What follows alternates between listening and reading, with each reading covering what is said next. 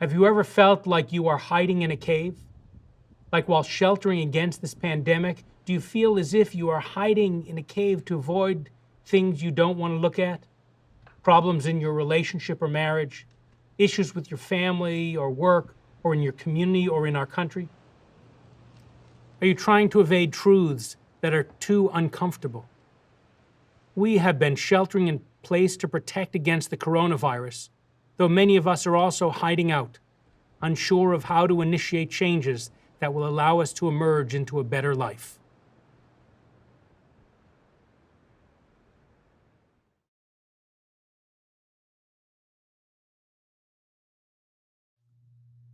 My beloved Israel was being crushed under the fist of the Roman Empire. Its evil emperor Hadrian was determined to wipe out Judaism. He barred Jews from observing Shabbat and banned the study of Torah. And he decreed a death sentence over me, Rabbi Shimon Bar Yochai, one of the prominent rabbis of my generation. But I was determined to keep both myself and our Torah values alive. So I went into hiding in a cave. For 12 years, I survived in that cave, searching Torah for meaning and composing commentaries to make sense for myself and others of a world that was falling apart. Until I received a message from heaven saying that the emperor had died and my death sentence was annulled. For generations, my story was used as an example of what Jews might endure to preserve our Torah and its sacred teachings. From the Spanish Inquisition, when Jews would hide in basements to light Shabbos candles, to the Holocaust when they hid in attics. My story gave courage to my descendants that if they hid away, they could endure even the most difficult challenge. Can you imagine that? Sheltering in place to survive the dangers around you? Today, you are all like me, seeking a safe place to preserve your health while upholding the most important of all Jewish laws, pikuach nefesh, the preservation of human life, which supersedes all other Jewish laws. You're not alone.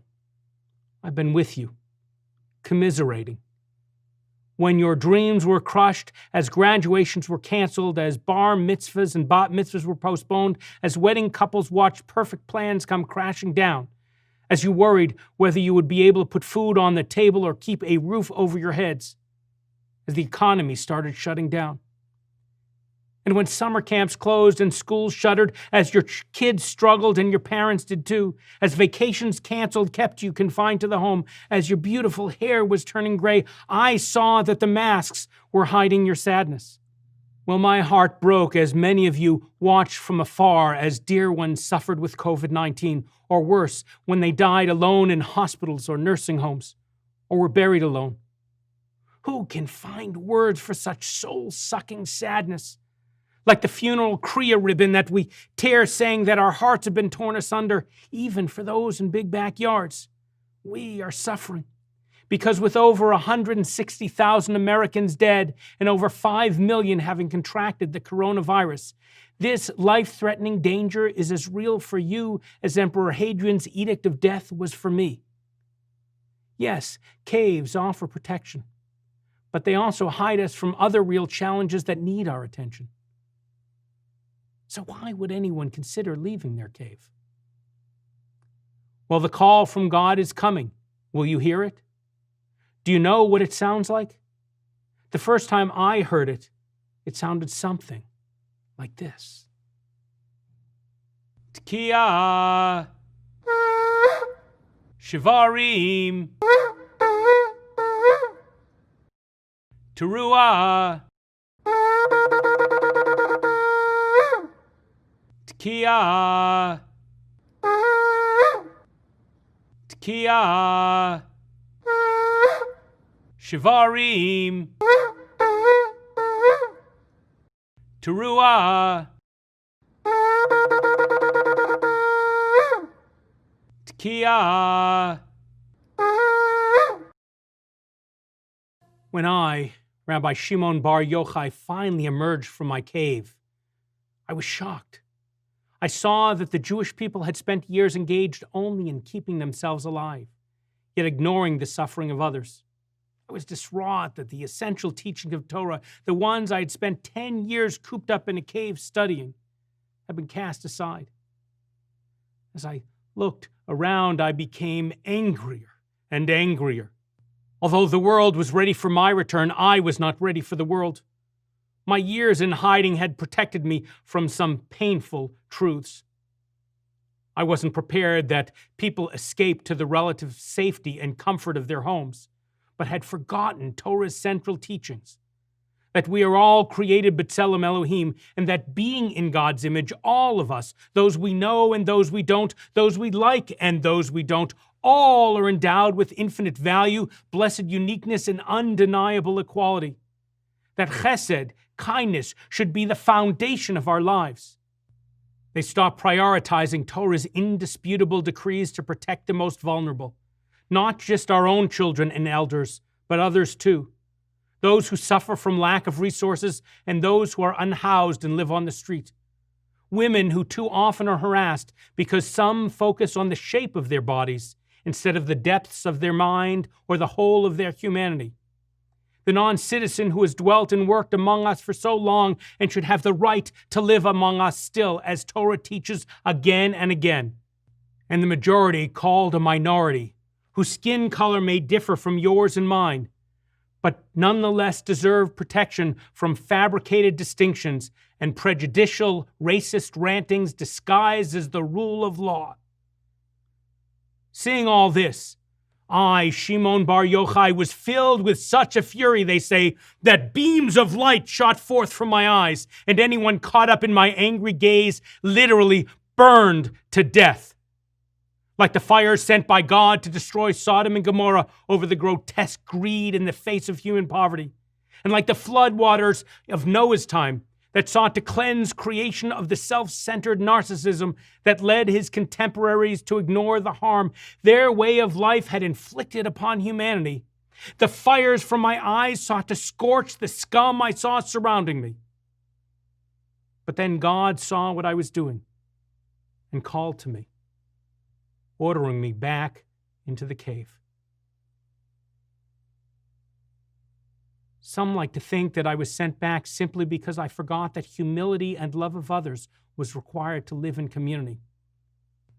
I had to exile myself once more because of an even more uncomfortable truth: that I had witnessed the wickedness of the world and immediately blamed others for that failure. I failed to admit that the mess had begun long ago, and I failed to do everything I could back then to make equality and equity, diversity and inclusion, justice and peace for all the way of our world. I didn't acknowledge my own role and responsibility for making the world a more just place.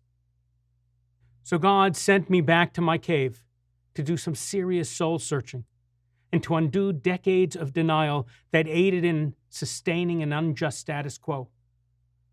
I had to acknowledge my privilege and comfort, and to realize that my hands held the power to help right the wrongs and repair the world. That was the second call from the Creator, whose reverberating message shook me from my cynicism.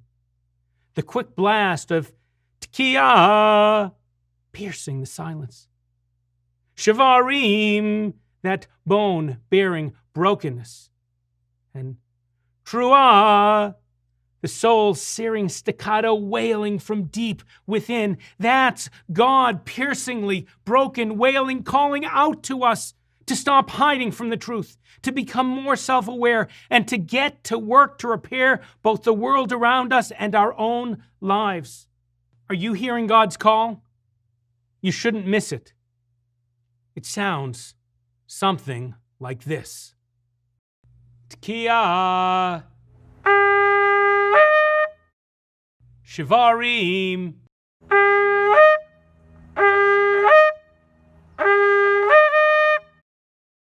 Teruah. T'kiah. T'kiah. Shivarim.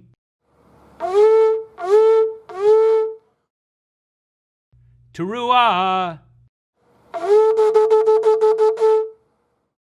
Tkiya. Tkiya.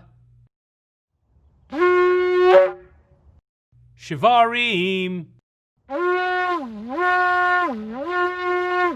Tkiya.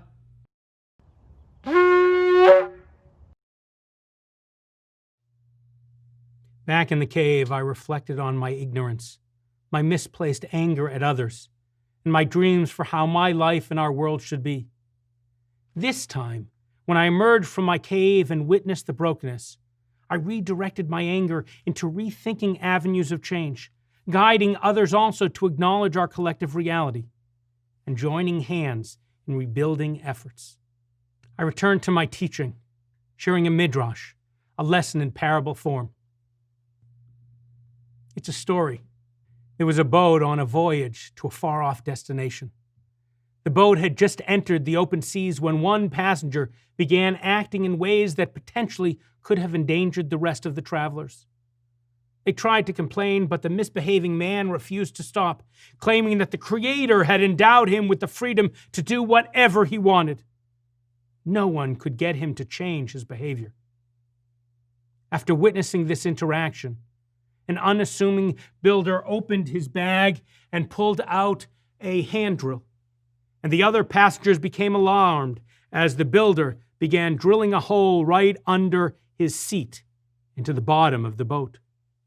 The man who previously had been endangering others stood up and ordered the builder, "Stop! What are you doing?" The builder calmly responded as he kept drilling, "What business is it of yours? I'm only exercising my God-given freedom by drilling a hole under my seat. I have no intention of drilling one under yours."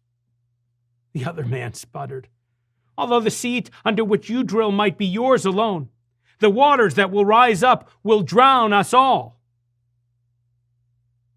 Yes, our unwillingness to alter our behaviors for the greater good could ultimately drown us all. My friends, like Shimon Bar Yochai, we each have endured so much. Locally, we have faced wildfires, seen a rise in violent anti-Semitism, and coped with a mass shooting in our own neighborhood. And we watched, horrified, for 8 minutes and 46 seconds as a black man died under the knee of someone sworn to protect. And we have seen synagogues shot up, and we have watched the politics of hatred and division ignore the coronavirus's virulence and lead us into our country's economic turmoil. And we have lost loved ones, lost our sense of security, and with the desire to escape it all, we have, for a time, lost our perspective too. Collectively, our actions and inactions have endangered us all as certainly as a hole drilled in the bottom of a boat at sea. But what amazes me is that we have also rediscovered well springs of koach, unlimited fortitude. Like each of us who recited Birkat HaGomel to mark those moments when we endured the unimaginable and lived to tell about it. We are a resilient people with enduring values and a worldview far more expansive than our own individual needs. We Jews and Jewish families have grit and gumption. We have held on and held it together, in part because of our privilege, and in part because the communal nature of the Jewish journey has taught us how to endure. Yes, we are an ever self-critical community, willing even in the most dangerous of times to look inward, to realign our actions with our values. We are unwilling to reduce our time-tested Torah values to self-interest or particularistic pleasures. For we care about those we know and those we don't. We put our own needs on par with the needs of the most vulnerable. And because of that, through raging fires and shootings and coronavirus quarantines, we have come together quickly. So when schools closed, leaving children without options during spring breaks and summertime, we created our Passover matzah balling boot camp and the Kadima Fellowship for college and high school students. And in less than 3.5 weeks, we opened an amazing online Camp KB that engaged our Orami kids and others from all across the continent. And we held food drives for the unhoused and gift card and snack drives for essential workers and made masks and collected clothing. We embarked on a penetrating self-education program on white privilege and mass incarceration. And we kicked off The Village, Orami's energetic new community for adults age 55 and older. And we just keep connecting and playing and praying together. Instead of drilling holes in the bottom of boats or hiding out in caves, we follow the lead of the prophet Miriam, who instructed the women to go back and get their timbrels when the Israelites were rushing out of Egypt. Miriam correctly had faith that we could forge new paths through the rising waters. So after walking through the Red Sea, all the women dancing with their timbrels followed Miriam as she sang her song. They were dancing all night long. And they rebuilt the morale of their community, and thereafter helped rebuild a better future for themselves, for their families, from the strangers who lived among them, for everyone. Sheltering in place comes with extra hours to reflect upon uncomfortable truths about ourselves, our relationships, about our role in the world. Yet the extra time can also reveal new pathways towards better, healthier, a more holy existence. As individuals, we can choose not to hide away. As Americans, we can choose not to slip deeper into selfishness, cynicism, and hatred. We may need to shelter in our homes, but we cannot, should not, and will not hide out from the realities surrounding us. For like our synagogue's name declares, we Jews are an Or Ami, a light to my people. And as Torah teaches, we are an Or L'Goyim, a light for all people. Let us recommit to shining that light forward, and then we will always keep going strong. Shana Tova.